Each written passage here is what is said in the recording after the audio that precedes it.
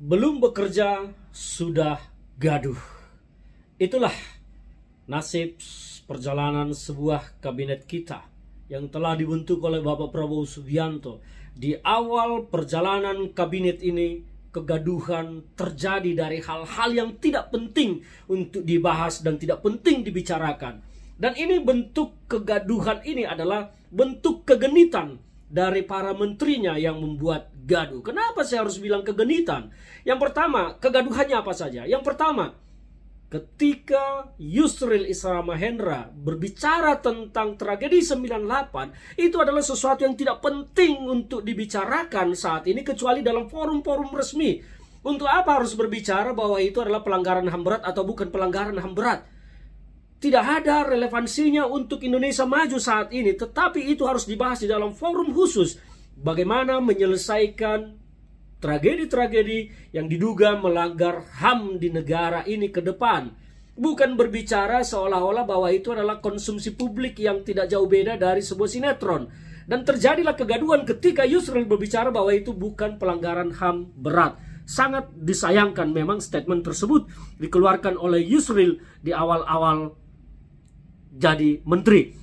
Itu yang pertama. Yang kedua adalah tentang Yandri. Menteri dari PAN ini bikin gaduh ketika untuk acara keluarga, acara pribadi, haul ibundanya. Kita semua bersimpati untuk melakukan acara tersebut, tetapi yang membuat kita jengkel dan membuat gaduh adalah surat lembaga negara kementerian dipergunakan untuk mengundang masyarakat dan terutama dari jajaran pengurus-pengurus tata pemerintahan dari terendah sampai ke tingkat-tingkat tertinggi di tingkat kota.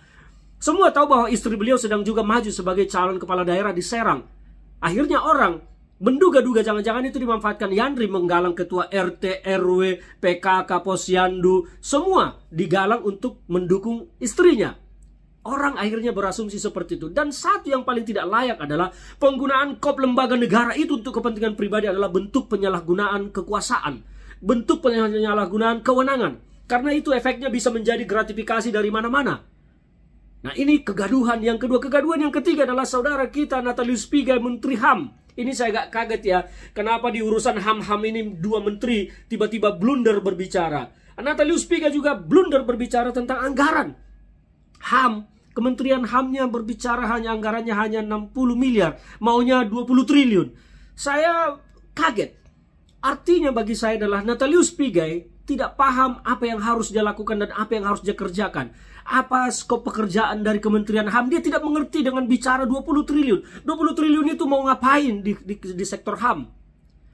Kementerian HAM itu untuk mengedukasi regulator, membuat aturan-aturan tentang hak asasi manusia agar pembangunan tidak melanggar HAM, agar ekonomi tidak melanggar HAM, agar kebijakan pemerintah tidak melanggar HAM. Itu fungsi utama dari Kementerian HAM.